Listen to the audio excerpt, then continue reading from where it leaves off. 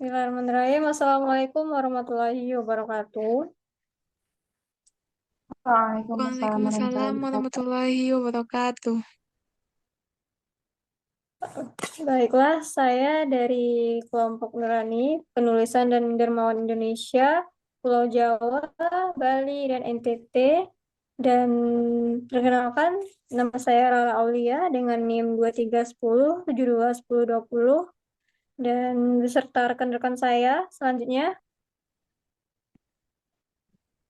Saya Johanna Dira Putri dengan NIM 2310722048. Terima kasih. Saya beristiqomah dengan NIM belakang 237.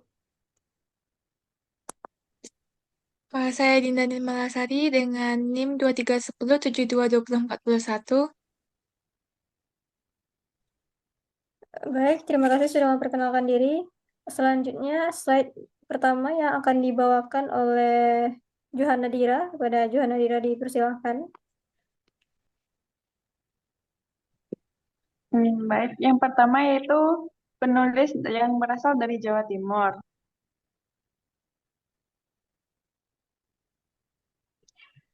yaitu Aku Diat. Aku Diat merupakan seniman teater dan akademisi asal Jawa Timur yang mendapatkan berbagai penghargaan nasional maupun internasional.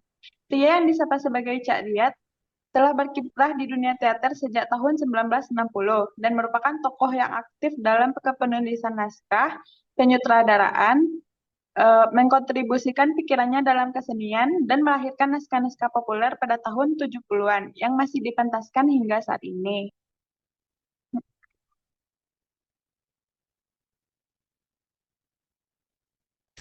Berikut fotonya bisa teman-teman lihat. Awal debut Aku Diat di teater. Kecintaan Aku Diat akan dunia teater dimulai dengan kegiatan membaca banyak buku dan menonton pertunjukan sandiwara sejak kecil. Naskah Gravito yang berhasil memenangkan kategori penulisan naskah sandiwara terbaik di Dewan Kesenian Jakarta pada tahun 1972 merupakan karya debut Aku Diat sebagai penulis naskah.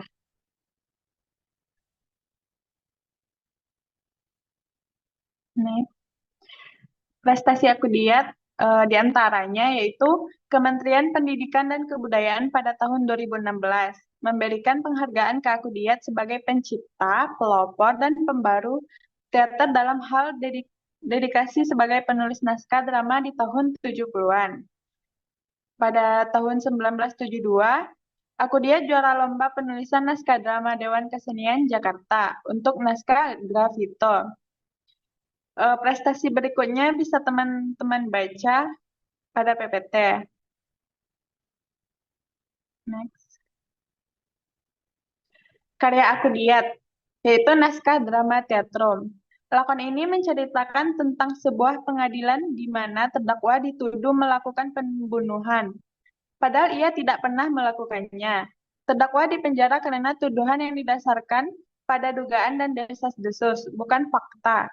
Lakon ini menggambarkan bagaimana sistem peradilan dapat salah menghukum orang.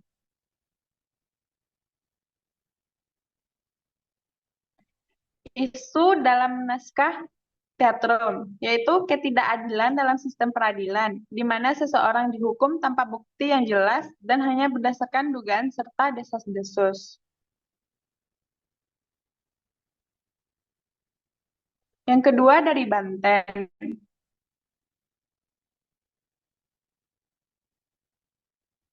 yaitu Teguh Karya. Teguh Karya lahir di Pandeglang, Banten, pada 22 September 1937. Ia dikenal sebagai sutradara dan pendiri teater populer yang berpengaruh di Indonesia, dengan latar belakang pendidikan seni peran dari ATNI dan luar negeri. Teguh terkenal disiplin dan perfeksionis, meski lebih banyak menyutradarai. Ia juga menulis naskah, termasuk film Wajah Seorang Laki-laki yang merupakan karya orisinilnya.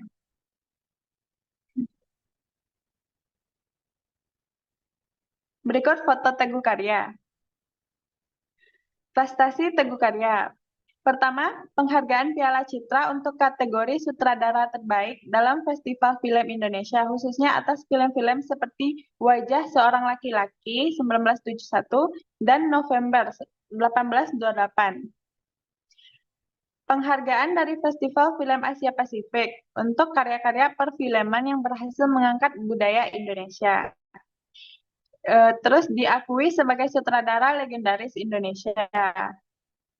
Dan mendapat penghargaan atas dedikasinya dalam dunia seni peran dan perfilman dari berbagai lembaga seni dan pemerintahan Indonesia.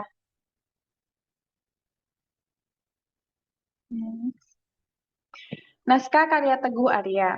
Film Wajah Seorang Laki-laki. Film ini bercerita tentang pergulatan batin seorang pria muda yang mencari jati dirinya di tengah perubahan sosial dan budaya Indonesia pasca kemerdekaan. Tokoh utama menghadapi konflik antara tradisi dan modernitas, serta harapan masyarakat untuk menjadi sosok yang kuat dan bertanggung jawab. Dengan pendekatan realisme dan kedalaman psikologis, film ini mengangkat isu perubahan nilai, peran gender, dan pencarian identitas nasional. Next. Isu sosial dalam naskah film Wajah Seorang Laki-laki, yaitu mengangkat isu sosial tentang konflik identitas di tengah perubahan sosial dan budaya Indonesia pasca kemerdekaan. Film ini menggambarkan tekanan yang dialami oleh generasi muda dan menyesuaikan diri antara nilai-nilai tradisional dan tuntutan modernitas yang semakin berkembang. Selain itu, film ini juga menyoroti peran gender dan harapan masyarakat terhadap pria sebagai sosok yang kuat dan bertanggung jawab, sekaligus menggali pencarian makna hidup dan jati diri yang seringkali penuh pergulatan batin. Tema-tema ini mencerminkan kegelisahan sosial pada masa transisi tersebut, menjadikan karya ini relevan secara historis dan sosial. Terima kasih kepada moderator, saya kembalikan.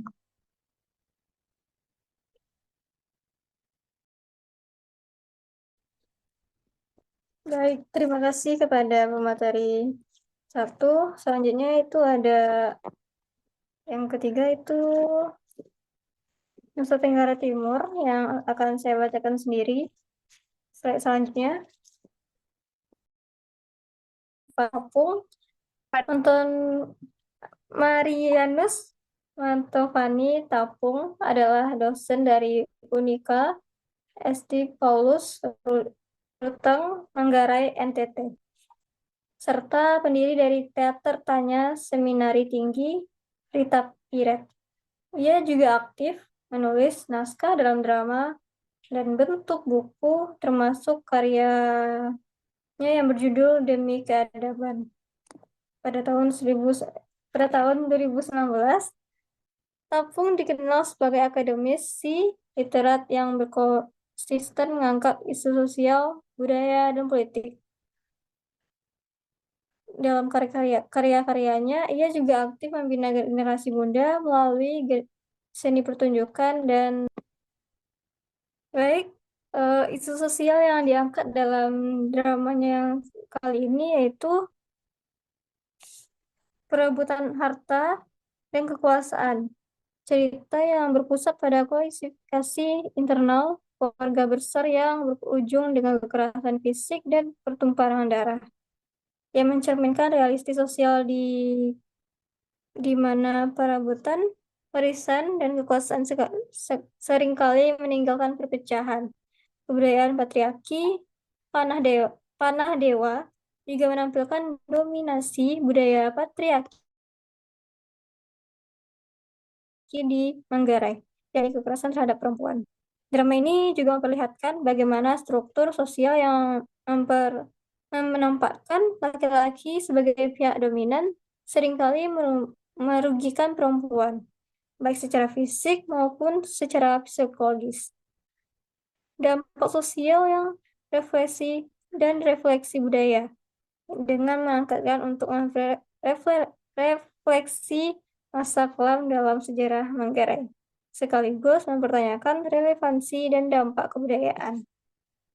Sinopsis Panah Dewa adalah naskah dalam karya Martanus Mantovani Tapung yang dipentaskan oleh siswa SMA Negeri 1 Langka Ra- Rembong.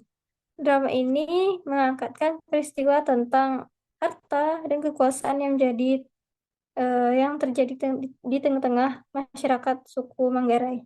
Konflik ini utama dalam ceritanya adalah perang tanding yang mengakibatkan pertumpahan darahan antara saudara Aksakae yang menggambarkan betapa dalamnya luka sosial yang timbul akibat perebutan kepentingan dalam keluarga dan masyarakat. Baik, selanjutnya itu ada daerah Bali. Boleh di slide selanjutnya juga.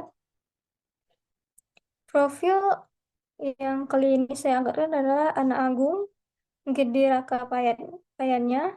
Anak agung Gede Raka Payatnya dikenal sebagai pendiri seni pertunjukan drama agung di Bali.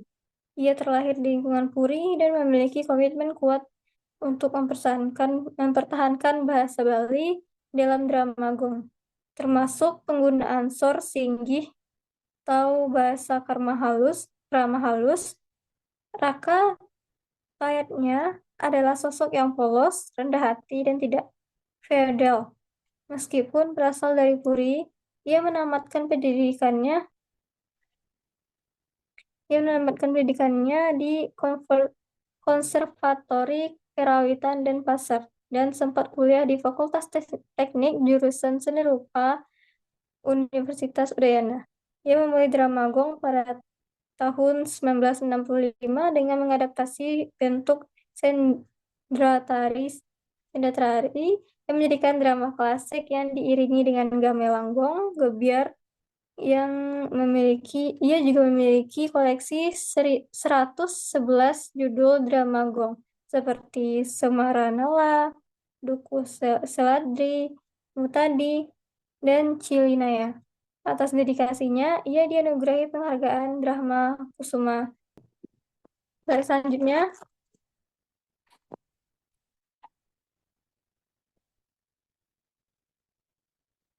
penghargaan diterima oleh anak agung Gede Raka Payatnya.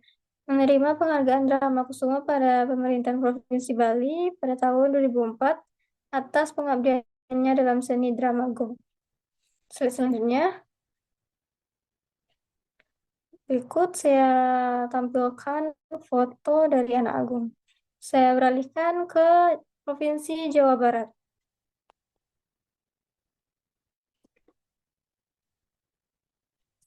Baik, terima kasih moderator. Selanjutnya Provinsi Jawa Barat.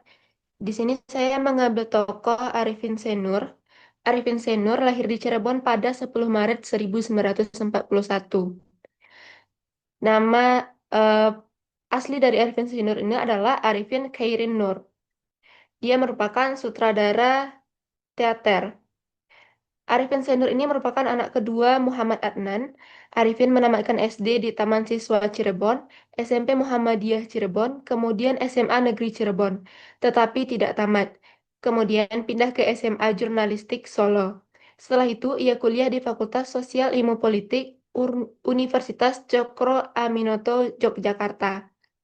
Dengan beberapa prestasi dari Arifin Senur ini, di antaranya ada Festival Film Indonesia pada tahun 1974, penulis skenario terbaik Rio Anakku pada tahun 1975, Melawan Badai 1980, dan kemudian dinobatkan sebagai sutradara terbaik, dan juga prestasi-prestasi lainnya. Selanjutnya,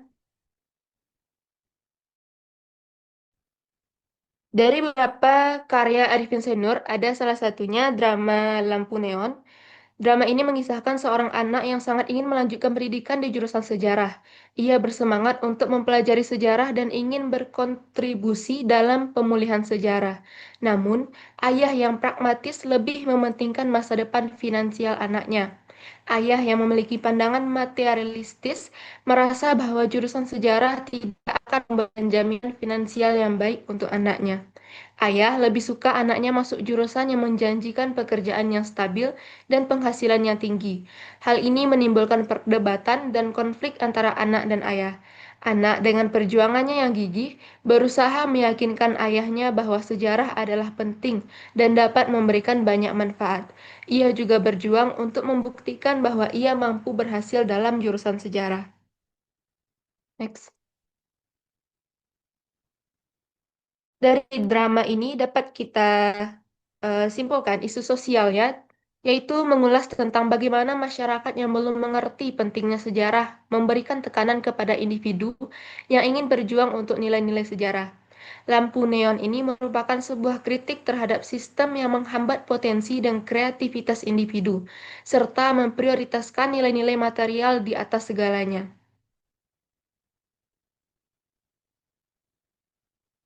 Kemudian ada Provinsi Jawa Tengah.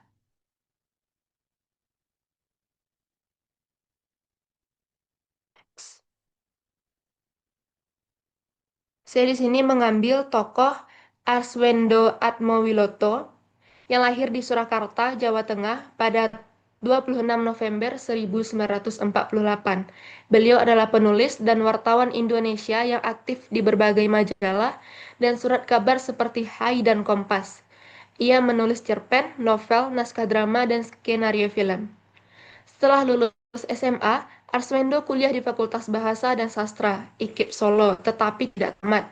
Tahun 1979, ia mengikuti International Writing program di Universitas Loa. Ia pernah memimpin Bengkel Sastra Pusat Kesenian Jawa Tengah di Solo pada tahun 1972, kemudian menjadi wartawan Kompas dan pemimpin redaksi Hai, Monitor, juga Senang. Next.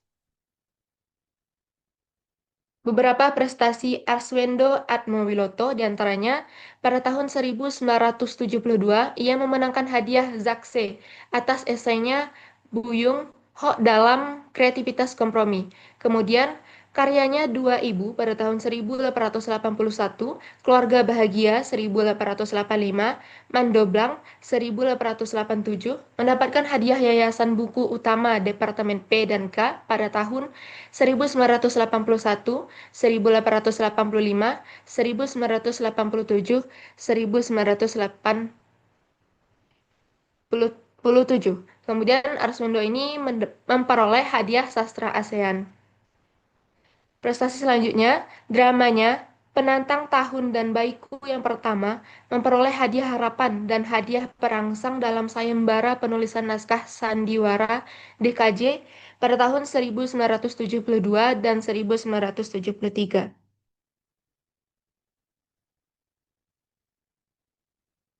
Salah satu karya drama dari Aswendo Atmowiloto ini yaitu Keluarga Cemara yang juga pernah difilmkan. Kisah keluarga Cemara oleh Arswendo Atmowiloto adalah tentang keluarga sederhana yang memilih hidup dengan kejujuran dan saling mendukung meskipun mengalami kesulitan. Keluarga yang terdiri dari Abah, Emma, Ewis, Ara, dan Agil awalnya mapan di Jakarta, namun jatuh miskin dan pindah ke desa. Mereka berjuang untuk menghidupi diri dengan Abah menjadi penarik becak. Emak berjualan opak dan anak-anak membantu. Meskipun hidup sederhana, mereka tetap harmonis dan penuh kasih sayang.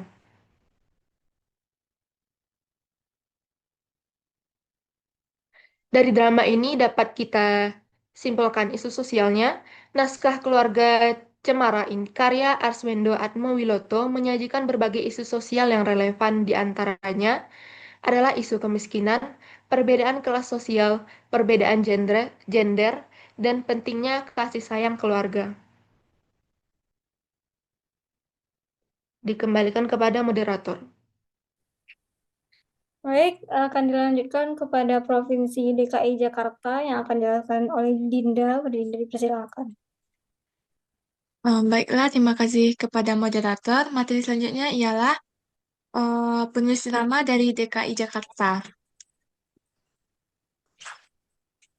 Salah satu penulis yang saya pilih ialah Nano Rian Tiarno, merupakan seorang aktor, penulis, dan sutradara. Lahir di Cirebon, Jawa Barat pada tanggal 6 Juni tahun 1949. Wafat di Jakarta pada 20 Januari 2023. Berteater sejak 1965 di Cirebon. Ia tamat SMA pada tahun 1967, melanjutkan kuliah di ATNI, Akademi Teater Nasional Indonesia, Jakarta. Berguru kepada Teguh Karya dan ikut mendirikan teater populer pada tahun 1968. Masuk Sekolah Tinggi Filsafat di Yadkara tahun 1971, mendirikan teater Koma pada 1 Maret 1977 hingga 2023 sudah menggelar lebih dari 200 produksi panggung dan televisi. Prestasi dari Nano Riantiarno yang pertama ialah Piala Citra di Festival Film Indonesia di Ujung Pandang untuk karya Jakarta-Jakarta pada tahun 1987.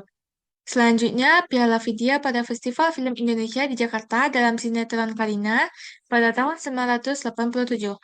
Yang ketiga ialah mendapatkan 5 hadiah sayembara penulisan naskah drama Dewan Kesenian Jakarta pada tahun 1972, 1973, 1974, 1975, dan 1998. Yang keempat ada sayembara naskah drama anak-anak dari Departemen Pendidikan dan Kebudayaan pada tahun 1978. Selanjutnya, sayembara novel majalah Femina dan sayembara novel majalah Kartini untuk novel Ranjang Bayi dan Percintaan Senja pada tahun 1993. Selanjutnya, hadiah seni, piagam kesenian dan kebudayaan dari Departemen P dan K atas nama Pemerintahan Republik Indonesia. Yang ketujuh, penghargaan penulis skenario terpuji dalam serial televisi Kupu-Kupu Ungu pada tahun 1999. Dan selanjutnya, film mini seri televisi terbaik dalam serial Cinta Terhalang Tembok pada tahun 2002. Selanjutnya ialah karya Nano Riantiarno. Salah satu karya Nano Riantiarno adalah naskah drama Cermin. Naskah ini menceritakan tentang seorang laki-laki yang berada dalam penjara bersama dengan bayangannya sendiri. Laki-laki itu berbicara sendirian dan mengenang masa lalunya bersama istrinya yang bernama Su, serta kejadian-kejadian yang menyebabkannya berada di penjara saat ini. Sekian yang dapat saya sampaikan, saya kembalikan kepada moderator. Baik, dengan berakhirnya babak pemaparan dari Dinda tadi, maka berakhir pula presentasi yang kami tampilkan. Lebih dan kurang, saya mohon maaf, karena yang sempurna hanyalah milik Tuhan. Saya Rara Aulia sebagai moderator. Izin bagi menutup dengan Wassalamualaikum warahmatullahi wabarakatuh. Waalaikumsalam Waalaikumsalam warahmatullahi warahmatullahi wabarakatuh. wabarakatuh.